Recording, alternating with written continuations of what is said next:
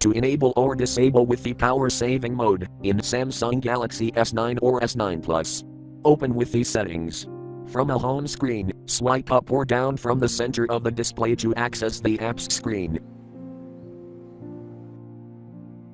Tap Settings.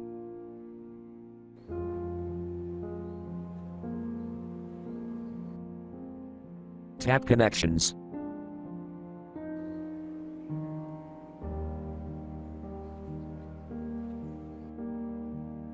Tap Wi-Fi.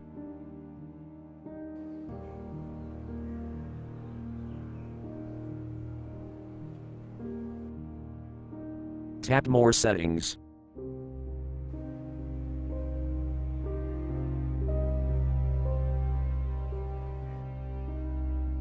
Tap Advanced.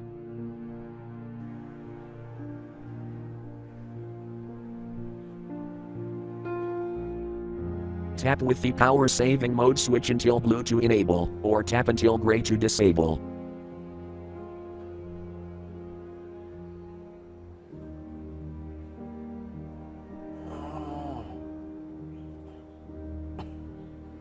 Thank you for watching, have a nice day.